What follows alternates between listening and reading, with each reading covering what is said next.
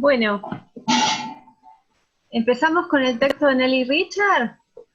¿Cómo no?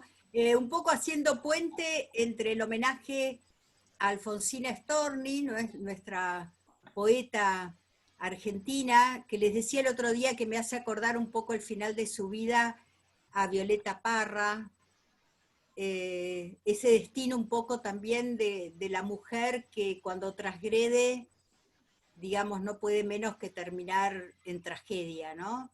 Y lo fui así como asociando. Pero bueno, creo que el puente para el tema de hoy, que es el texto de Nelly Richard, viene de la mano de este homenaje a Alfonsina Storni. Bueno, que muchos compañeros de música, probablemente algunos grupos lo canten, ese poema tan hermoso, y bueno, y queríamos introducir justamente a Nelly Richard a partir de este símbolo de nuestra poetisa. Sí, Gaby. Bueno, Nelly Richard es una pensadora Gaby, contemporánea. un segundito. Sí.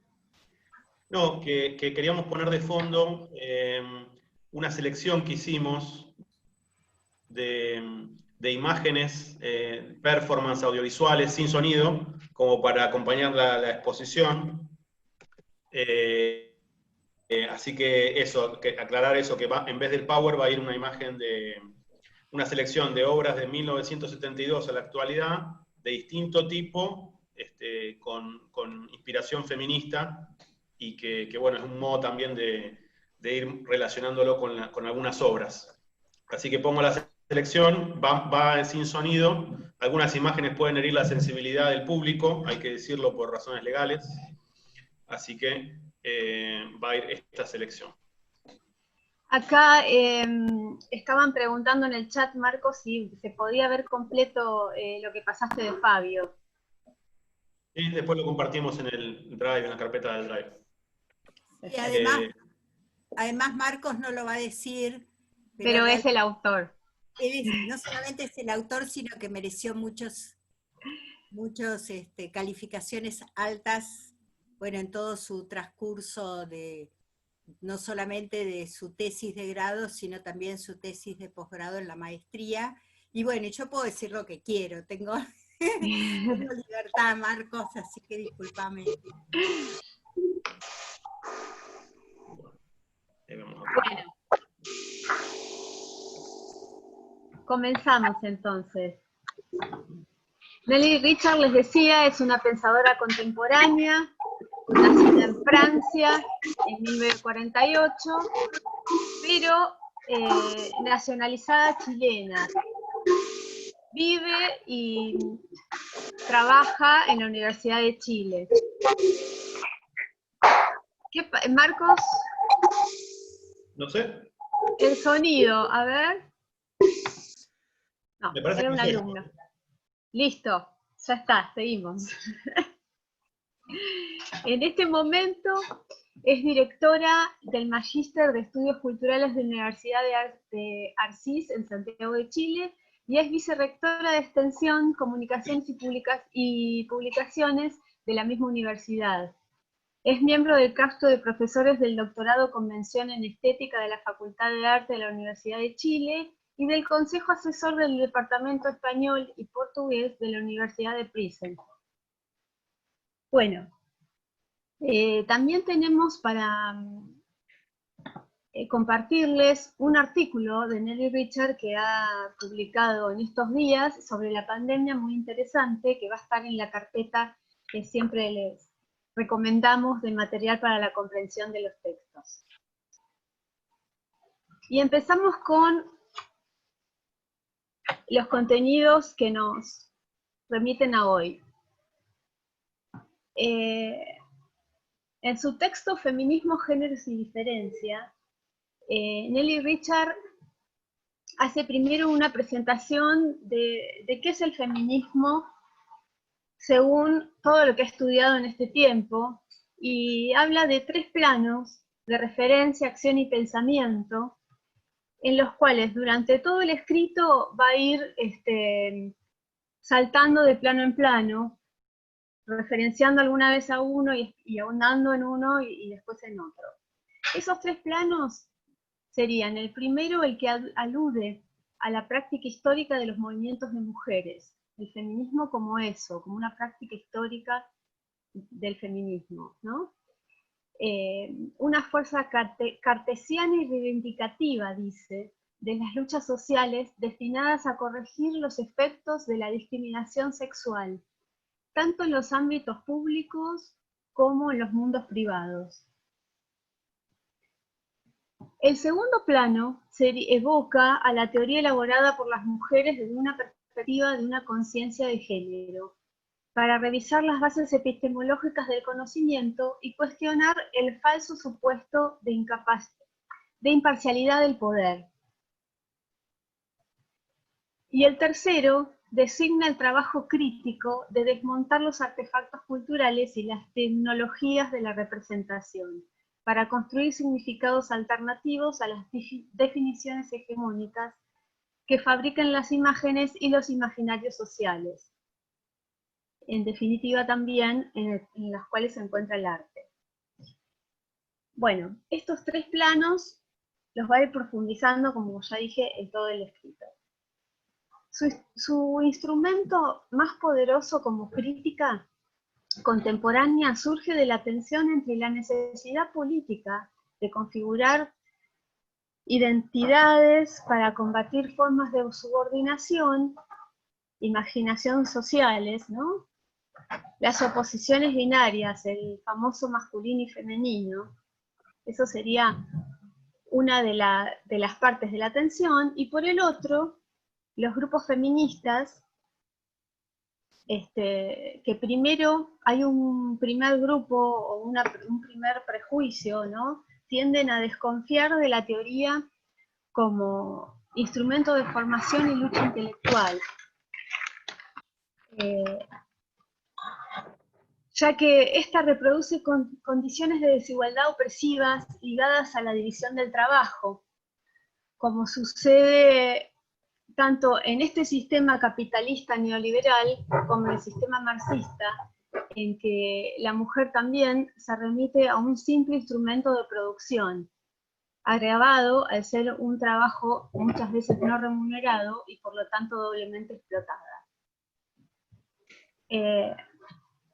Muchas feministas creen que la intelectualización del discurso cae en una trampa falocrática. Miren la palabra que usa. Este es un texto que digamos que no es una lectura amena, en la cual tenemos que remitirnos muchas veces a conceptos, a términos y a partes gnoseológicas y epistemológicas de las que trata, ¿no? La trampa falocrática, perfecto, me encantó. Esta cuestión de que simplemente el pensamiento por ser masculino es superior a los demás. Que vincula el poder de la razón a la razón como poder. Es una separación que hacen las feministas al principio, ¿no? Con respecto a la razón como el sistema de pensamiento masculino y el sentimiento como el femenino.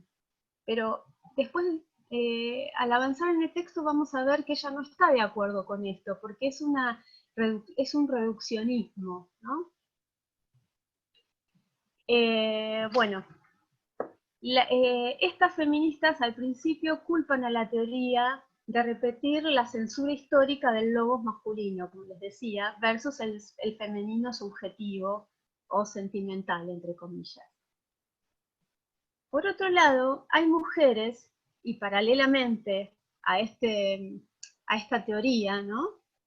Hay mujeres feministas que desarrollan un trabajo intensamente teórico que compite intelectualmente con la formulación de conocimientos formuladas por las disciplinas.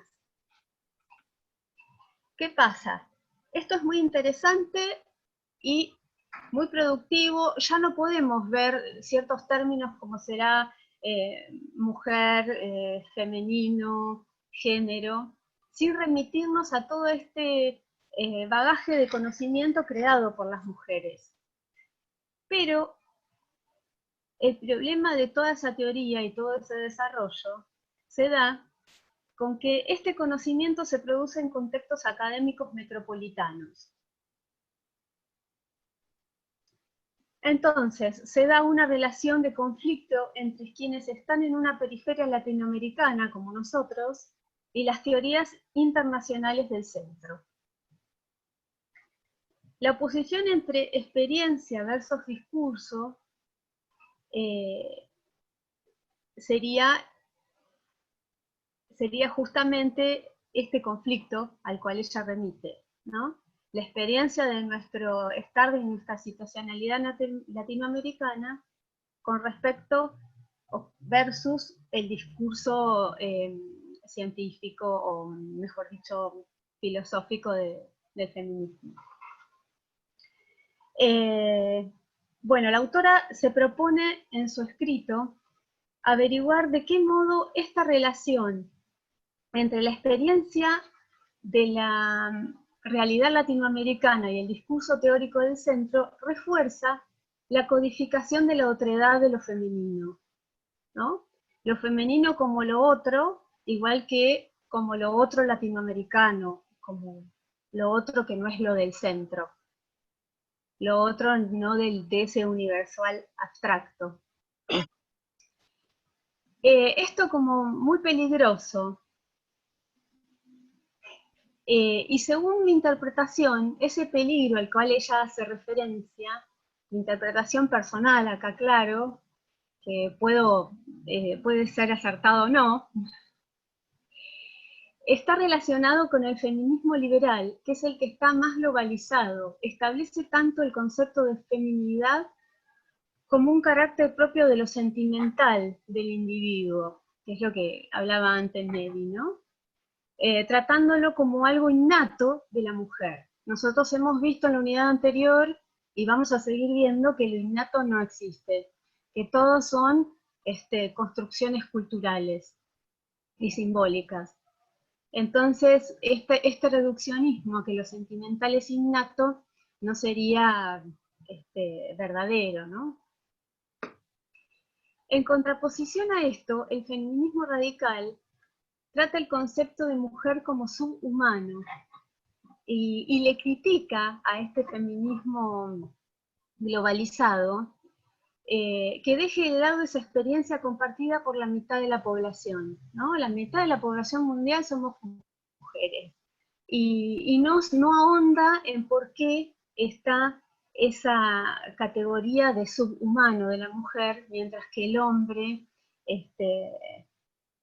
por supuesto que es mejor si es blanco, occidental, fuerte, agresivo, es el humano completo. Y como todo lo que no encaja en ese estereotipo de hombre humano completo, los que no se sienten ni fuertes, ni, bueno, y están más relacionados con el sentimiento, lo sacan de ese estereotipo de hombre y lo llevan a la bolsa, digamos, a una gran bolsa de mujer.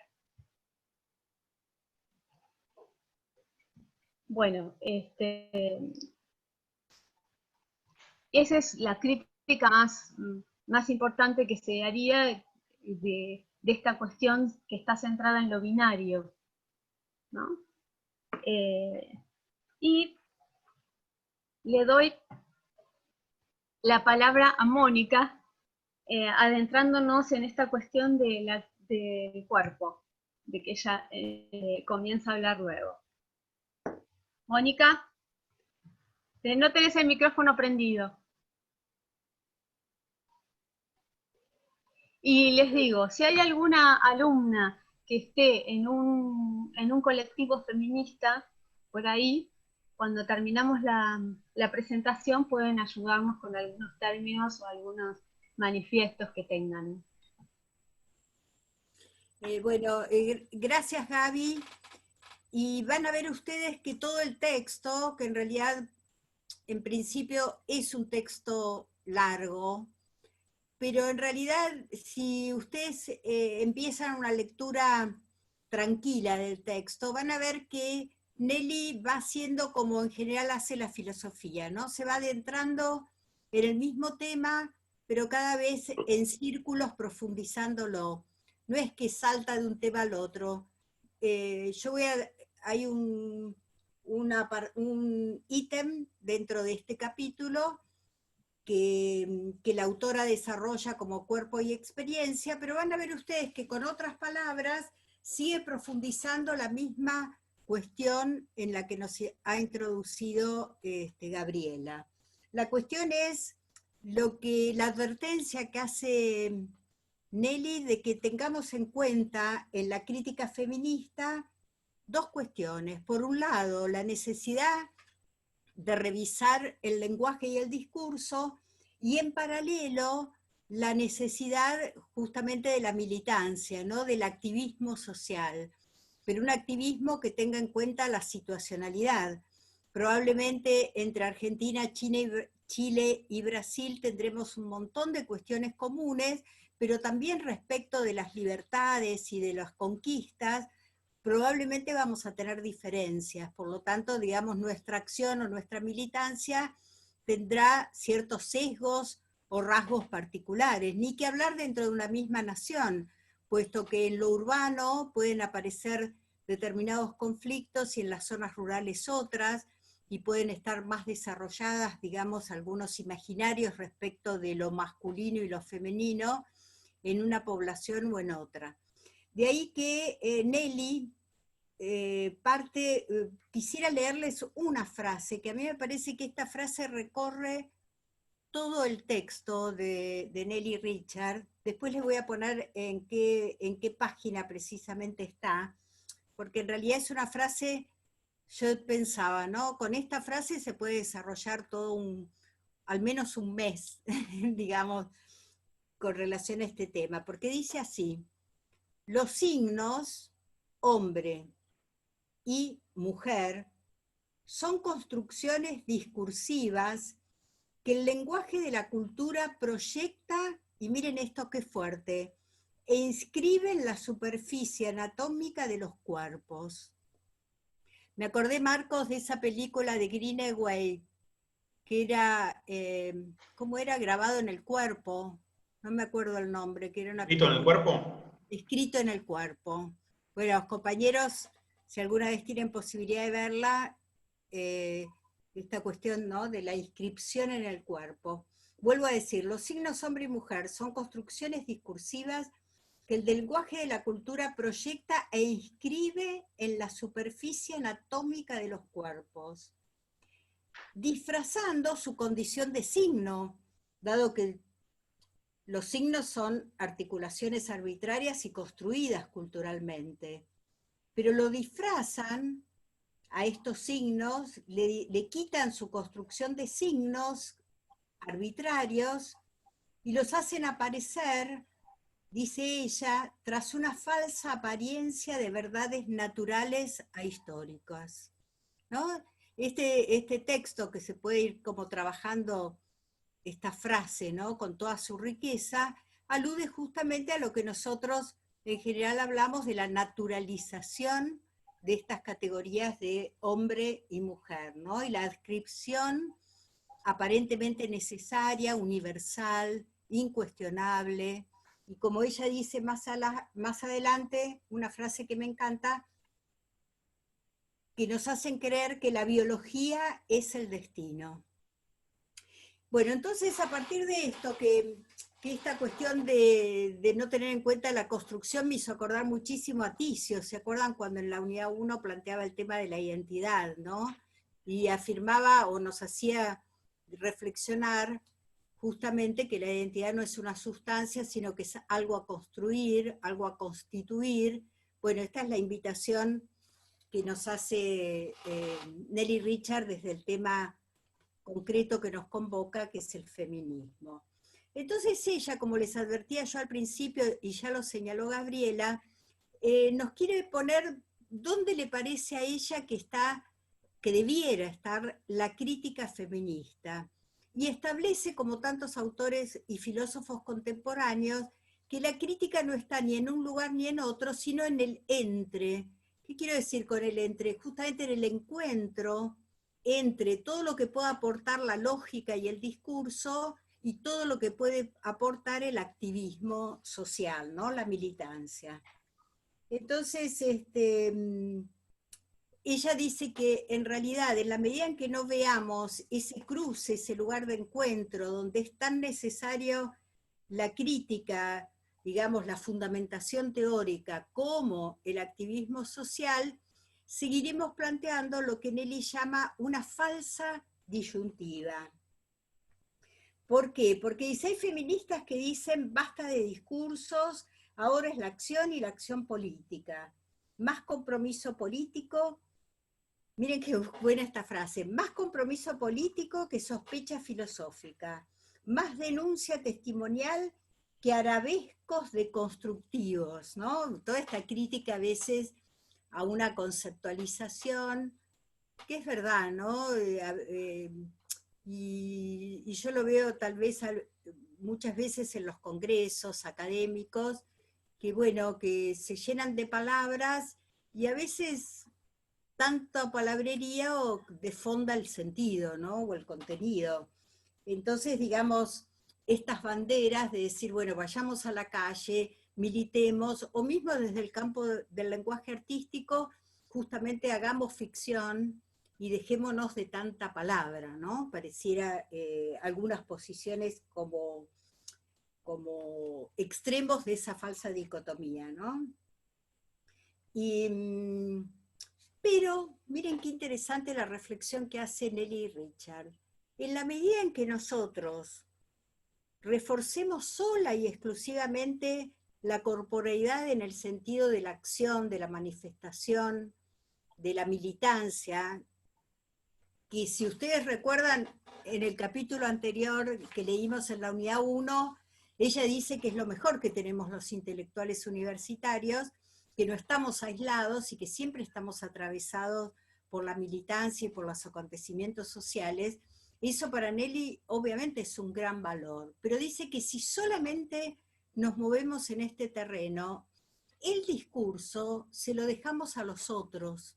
Es decir, no producimos lo que a ella le interesa tanto, que es teoría local, en el sentido, tal vez en el sentido de uno de los objetivos, no sé si leyeron el programa de nuestra materia, que uno de los objetivos que ponemos en nuestra materia es que estos contenidos teóricos no queden así sueltos como arabescos deconstructivos, como diría Nelly, sino que en realidad algunas de estas herramientas conceptuales les sirvan a ustedes para fortalecer un discurso estético propio. Y bueno, yo cuando pienso esto, cuando leo lo de Nelly, creo que ella alude a lo mismo, ¿no? Que el discurso que acompañe justamente una crítica podríamos decir, al machismo o a esta construcción biológica de los géneros, tiene que ser justamente la fortaleza que también poseemos nosotros, que no nos dejen a Latinoamérica. ¿Se acuerdan como veíamos en la unidad 1? Bueno, Latinoamérica es el cuerpo, es el sentimiento, es la fantasía, es la alegría. ¿Recuerdan cuando yo ponía el ejemplo, no?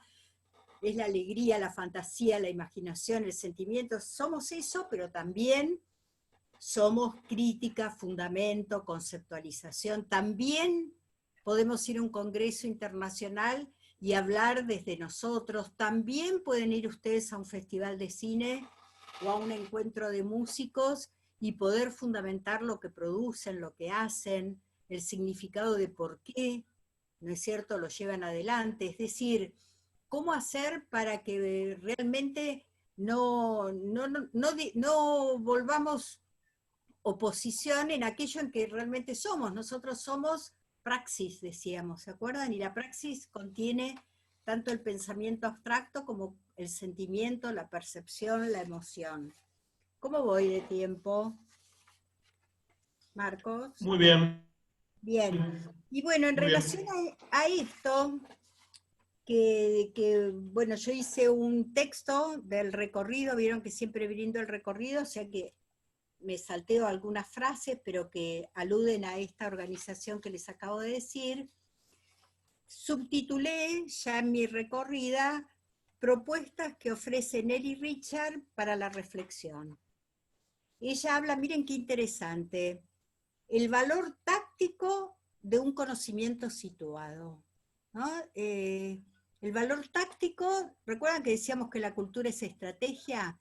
Bueno, aquí esta vinculación entre la estratégica y lo táctico, ¿no? La estrategia es el proyecto, hacia dónde voy, pero lo táctico es descubrir el momento oportuno, en el cual tengo que hablar, en el cual tengo que testimoniar, ¿no? Estar atento, podríamos decir, los griegos dicen al kairos, ¿no? Al momento oportuno. Entonces ella dice el valor táctico de un conocimiento situado. Elaborar formas locales de producción teórica, ¿no? Y aquí viene lo de la producción teórica local. Y bueno, y aquí sí yo me permití hacer algunas aclaraciones, no aclaraciones, complementos, que me parece que puede ser de gran utilidad para la reflexión. Por un lado, el concepto de teoría. Ustedes saben que teoría es una palabra griega, es teorein, y tiene que ver, en general lo asociamos nosotros con ese conocimiento abstracto, teórico, que también se llama especulativo. Y especulativo viene de otra palabra latina que es speculum, espejo. Y si ustedes van al diccionario, incluso a un diccionario común, no al diccionario griego de traducción, sino incluso un diccionario común, van a encontrar que teoría, miren qué interesante, también significa contemplar. Y también significa mirar, como speculum. Con lo cual, en el concepto de teoría está alojado la posibilidad también de la mirada, ¿no? De nuestra realidad, de nuestra experiencia. Nos agregaríamos, ¿la mirada de qué? Bueno, producir teoría local es mirar, comprender nuestra realidad latinoamericana, nuestra realidad aquí y ahora, o también, como decía Fernández Cox, ¿recuerdan? Producir teoría local sería justamente producir, no solamente repetir, ¿no? No solamente recibir, no solamente reproducir, sino ser capaces de producir, pero justamente producir a partir de que miramos lo que nos pasa, ¿no? Y aquí, pensando en mis compañeros de música, algo que es una categoría muy importante de nuestra contemporaneidad, que es la escucha, escuchar, ¿no? No solamente mirar, sino también escuchar sonidos, ruidos, intersticios, escuchar lo discontinuo, lo disruptivo, ¿no? Escuchar el ruido también, ¿no? Esa contradicción, esa contrariedad. Otra cuestión que les quería decir a propósito del concepto de teoría, que Nelly Richard cita en el texto, no en este feminismo, sino el de la unidad 1, un autor que les confieso que no lo he trabajado, pero que tengo muchas ganas de leerlo porque solamente leí un capítulo, que se llama Mignolo, y que leí un capítulo que el autor es muy interesante porque dice, ¿podemos pensar los no europeos? ¿No? Como una pregunta ingenua. Digamos, ¿podemos también pensar como piensa la metrópoli? Y entonces Mignolo habla de un concepto que seguramente ustedes lo han encontrado en otras lecturas, o que también, si van a congresos, es como una palabra que hoy se utiliza mucho, que es la desobediencia epistemológica, ¿no? Lo que también se llama la indisciplina. Y entonces dice Mignolo que esa desobediencia epistémica, es decir, justamente en eso consistiría esa producción de teoría, que en momentos es desobediencia epistémica, y ni qué hablar cuando uno quiere teorizar sobre géneros, o sobre la mujer, o sobre el hombre. Dice él, ¿en qué consistiría la desobediencia epistémica? En desprendernos de la filosofía discursiva, disciplinar, desprendernos, dice, del disciplinamiento de la normatividad epistémica y de género. ¿Saben en quién pensé cuando leí esto? En Rodolfo Kusch, que pese a ser un hombre de la generación del 60, o sea, del siglo pasado, podríamos decir hoy, se animó, no se crean que muchos, a tomar palabras que venían de la filosofía disciplinar, como era ser y estar, o doxa y noesis, y la verdad forzarlas, atravesarlas, digamos, ¿no?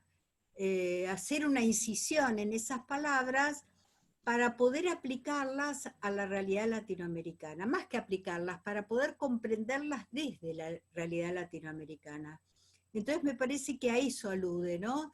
Esas palabras que uno vienen de la mano de una disciplina determinada, pienso yo, por ejemplo, en la medicina, ¿no? La revisión de algunos conceptos o de algunas categorías, justamente desde esta mirada, de alguna manera, de desobediencia epistémica, que no le vendría nada mal a ciertos médicos biologistas extremos, ¿no? O esas psicologías yanquis que aluden que la sanación tiene que ser a través de lo químico, ¿no? Porque los males o los problemas o las cuestiones están instaladas en en el organismo, en algún lugar del organismo, y bueno, no es que está superada la explicación de la homosexualidad a través de componentes químicos, orgánicos, ¿no?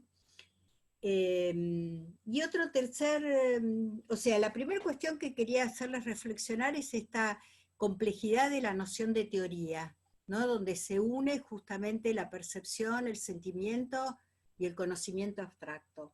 Lo segundo es este concepto de desobediencia epistémica. Y lo tercero que traje a cuento, lo que me fue suscitando la lectura de Nelly, es una frase que yo encontré en el Congreso Iberoamericano de Filosofía en el año 2002, en un congreso que se realizó en Madrid. Y el lema del congreso, miren qué interesante era esta frase, que la verdad que no sé si es que ellos la tomaron o la sacaron de algún autor, pero el lema decía: los señores del poder y del dinero, miren qué fuerte lo que viene, ¿no? Los señores del poder y del dinero secuestran las palabras para cambiar los contenidos. Y quiero compartir con muchos compañeros que seguramente lo saben, porque estaban en esa época o porque lo escucharon de sus padres, el famoso lema que instrumentó la dictadura militar cuando vinieron de los derechos humanos a inspeccionar en Argentina lo que se hablaba de los desaparecidos, y hicieron lemas, digamos así, frases, casi diría publicitarias, sobre los argentinos somos derechos y humanos, ¿no? Qué manera de secuestrar el sentido justamente de los derechos humanos, secuestraron las palabras, como decía esa frase, en este caso los señores del poder siniestro, diría yo, para cambiarle los contenidos, ¿no? Los argentinos somos derechos y humanos. Y ayer que lo estaba poniendo, digo, bueno, derechos no se equivocaron, porque justamente los militares representaban el pensamiento más liberal, más gorila, y también más perverso y más criminal, ¿no? Bueno, lo dejo abierto a la reflexión. Y por último, en esta sección que me tocó analizar, dice palabras directas de Nelly, que podamos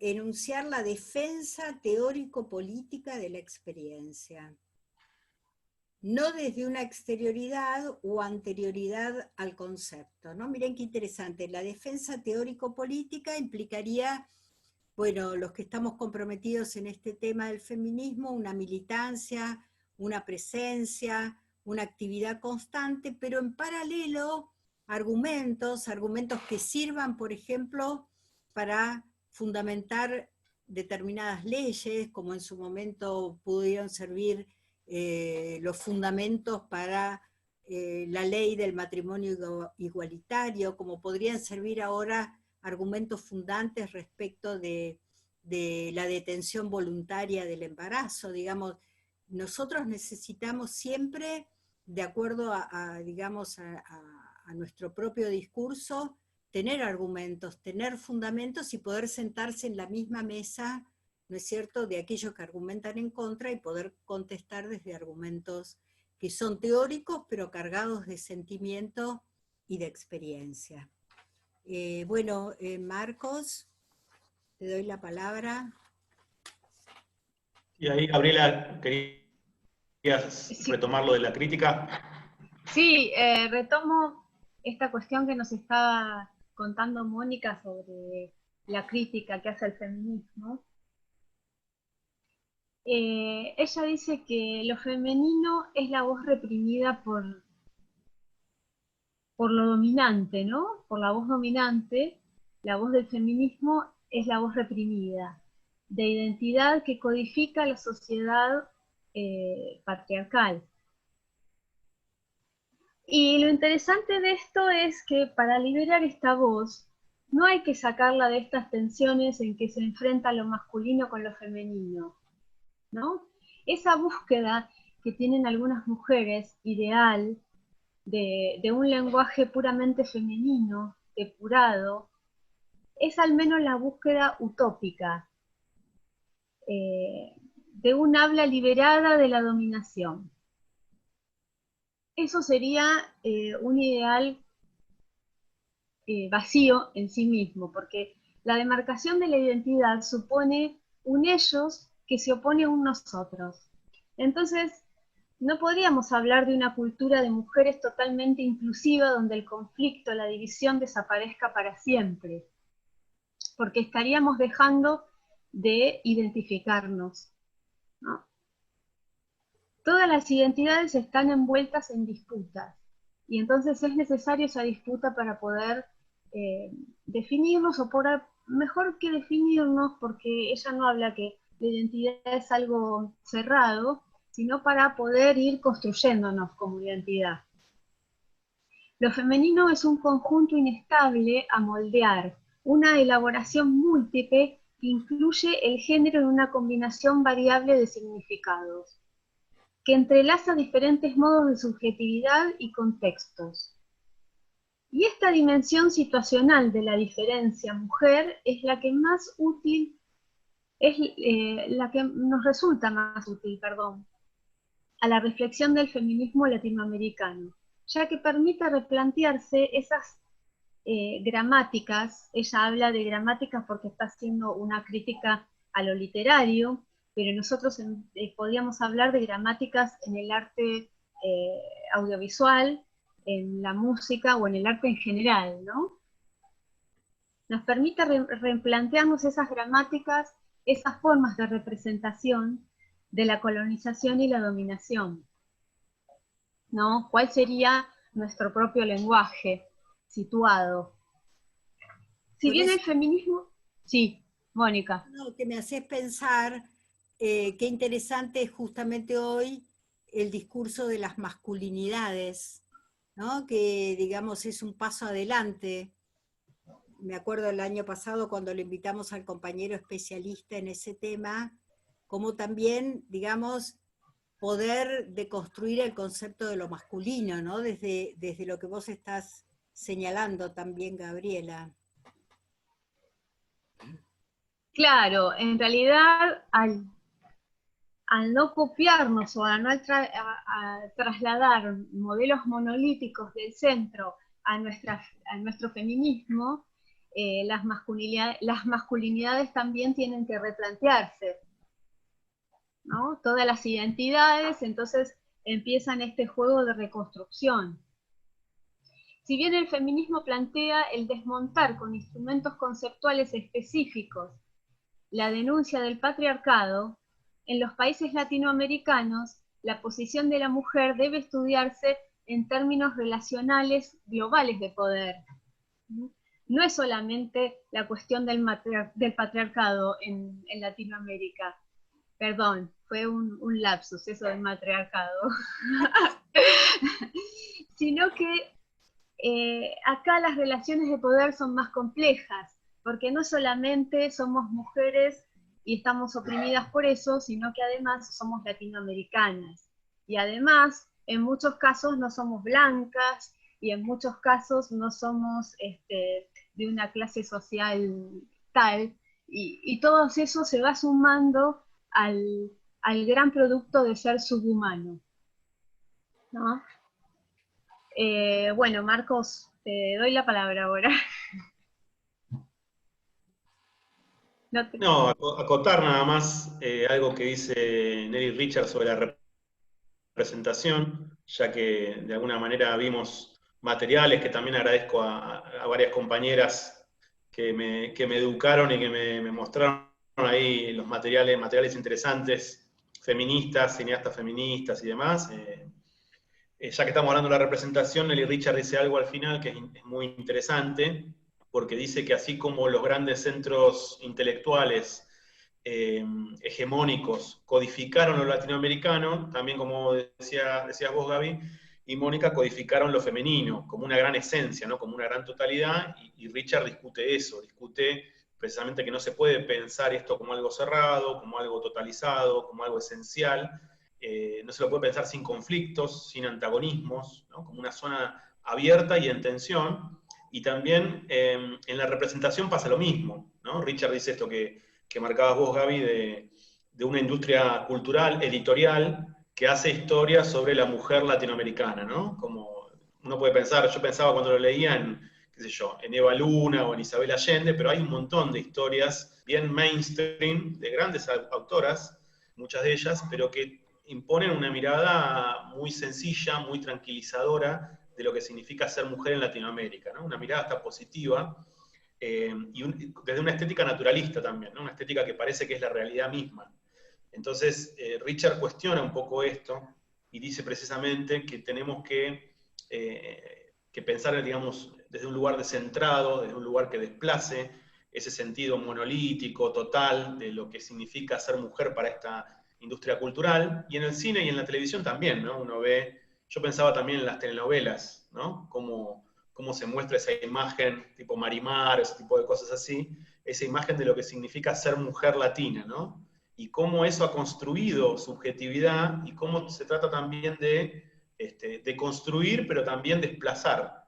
Desplazar porque no hay ningún sentido que se pueda cerrar de lo que significa, según la autora, ser mujer o una representación que tenga que ser cerrada, sino que como vimos en los materiales que mostramos, son representaciones abiertas, conflictivas, donde no falta el conflicto, donde está todo por resolver, donde hay muchas posiciones y, como dice la autora, muchos feminismos también, ¿no? Así que marcar eso porque la selección del material me gustó mucho, son obras desde María Luisa Bemberg a Lucrecia Martel y muchas performances también que muestran ese conflicto, ¿no? De construir y también poner en conflicto lo que significa el feminismo y la feminidad, ¿no? Y ser mujer como un sentido abierto y no monolítico.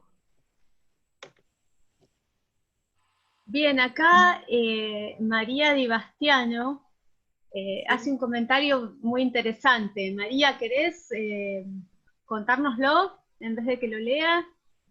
Sí, dale, María. Hola, ¿cómo vas? ¿Se escucha mi voz?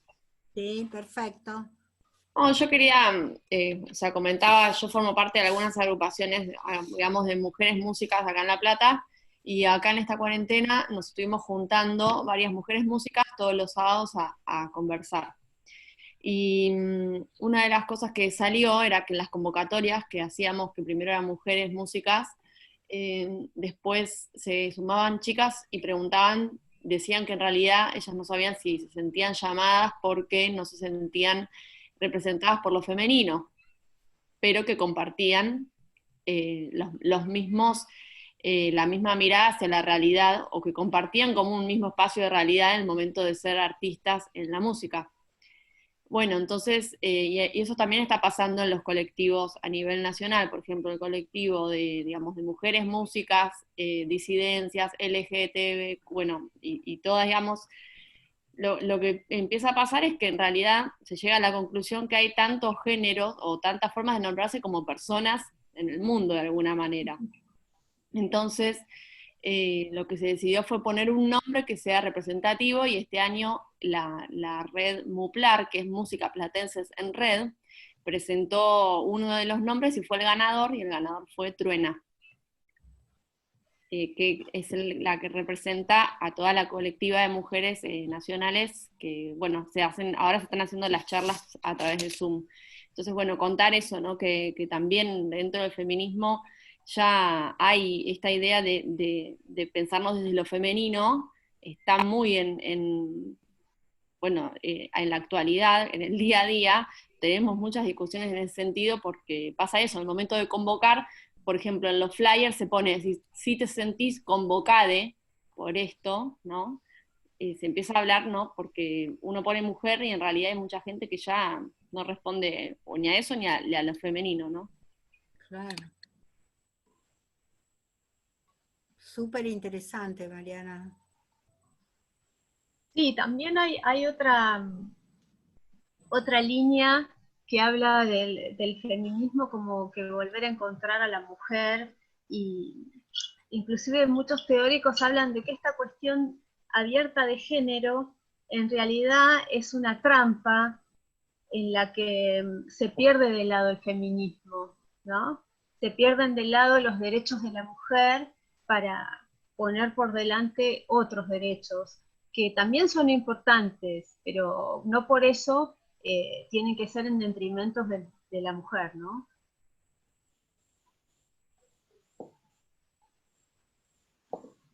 Sí, a ver ahí. Ahí Ah, sí, les está bueno. vamos, sí, les vamos a acercar unos artículos de, de algunas investigadoras al respecto, ¿no? Que habla de cómo tenemos que sopesar el no entrar en el discurso globalizante que Mónica decía, en el cual se tomaban los términos para vaciarlos en significado o para secuestrarlos. Sí. Mónica. No, también me quedé pensando esto que nos contaba Mariana, que realmente es un proceso que nos lleva a muchas reflexiones, cambios, e inclusive mirando esto que nos ofreció Marcos, que le queremos agradecer mientras nosotros hablábamos, todos estos audiovisuales que fuimos contemplando, que bueno, que después se los vamos a subir con sonido, ¿no? Pero aún en el sin sonido, que resulta por momentos mucho más provocador, también revisar en nosotras mismas, ¿no? Nosotras mismas, miren, yo tiendo a decir nosotros mismos, bueno, también revisar en nosotras mismas aquellas cuestiones que también nos provocan rechazo, y cómo es una revisión permanente, ¿no? Yo les comentaba a mis compañeras que una de las cuestiones que me encantó del texto de Judith Butler es cómo trabaja el concepto de sujeción, ¿no? Y que la sujeción es un concepto abarcador que nos configura respecto no solamente de la concepción de lo femenino, sino también la sujeción, eso tan constitutivo de las normas, ¿no? De lo que el psicoanálisis diría, lo que después va a configurar nuestro propio super yo, ¿no? Pero cómo, digamos, la sujeción a cierta visión de lo normativo, no porque la norma, obviamente en nuestra vida social estamos llenos de normas, y muchas de esas normas son convenientes para justamente poder comunicarnos entre todos, pero aquella norma que de alguna manera condiciona, no permite destrabar, coarta. Y bueno, la sujeción se manifiesta cuando leo ese texto de Judith, pienso cuánta sujeción en nuestra historia, ¿no? La sujeción tiene distintos nombres, y bueno, es un tema.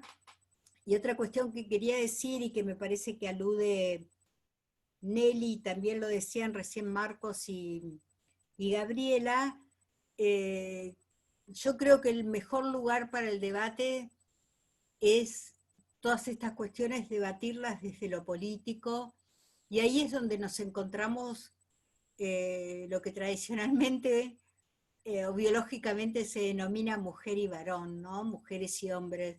Pienso que el tema de la sujeción, de la deconstrucción de nuestros lugares y demás, es un tema que se debate muy bien desde la militancia y desde la política, y ahí ahí en realidad somos sujetados todos y al mismo tiempo necesitamos cuestiones de liberación, tanto las compañeras aquí presentes, los compañeros, les compañeres, ¿no?